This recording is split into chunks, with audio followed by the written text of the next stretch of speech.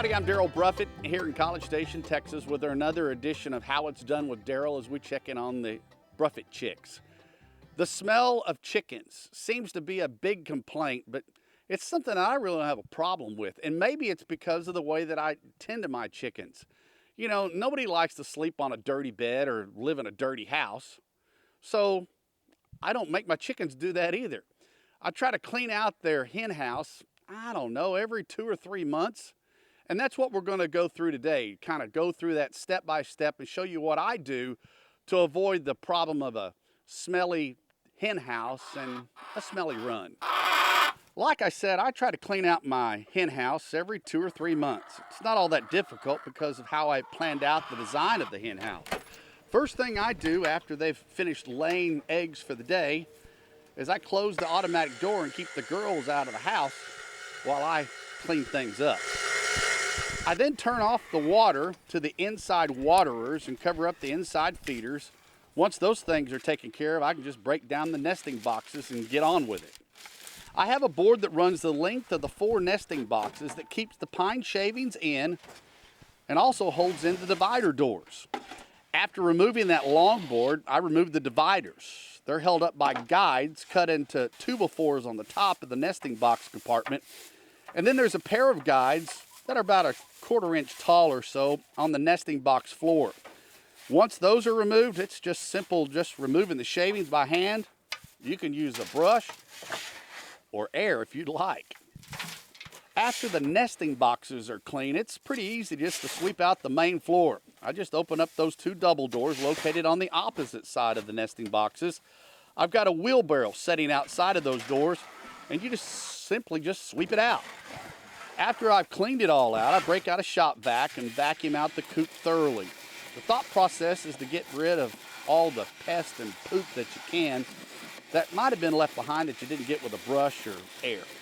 After that, I get some DE, food grade, diatomaceous earth, and I sprinkle it around the floor. I make sure I don't get an infestation of anything that might cause my hens some issues later on, like mites or gnats or fleas or anything like that.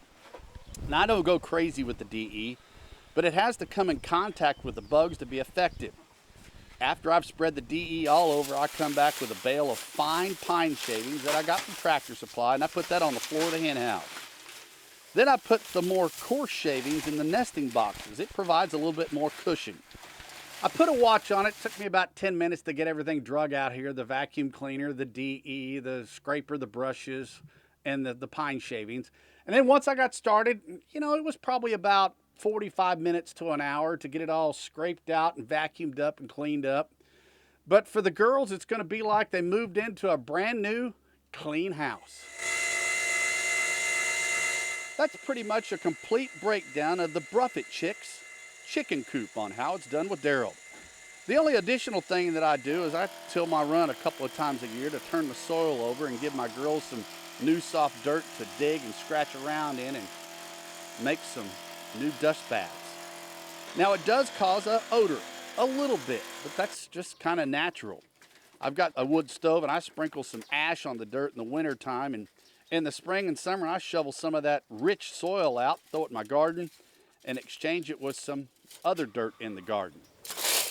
Hey, give me a holler if you liked the video or saw a concept that you like. Also hit subscribe to be notified with more updates on the Bruffett Chicks on my channel here, How It's Done with Daryl. Chickens are my passion right now. I'm going to try to help you figure out how to do other things by yourself to not only save you some money along the way, but learn something, gain some confidence in being able to attack everyday issues that come up. If you have questions, you can also email me at howitsdonewithdaryl@gmail.com. See ya. Hey, YouTubers and chicken farmers out there, just wanted to give you an update to my Bruffett Chicks videos and why they were done in January and February and weren't uploaded until now. It has everything to do with copyright music. YouTube kept flagging my videos. That is until I got a hold of David Skinner. David worked me up some copyright-free music for my intro for How It's Done with Daryl. So if you need some help with your YouTube videos, just contact davidjackskinner.com and tell him that the Bruffett Chicks sent you. Hey, also a big thank you to Steve Carmack, my Sam Houston State friend and co-worker, for helping me with my graphics and my intro. Hey, we've got more videos to post here on How It's Done with Daryl. We hope you subscribe, and we'll see you soon.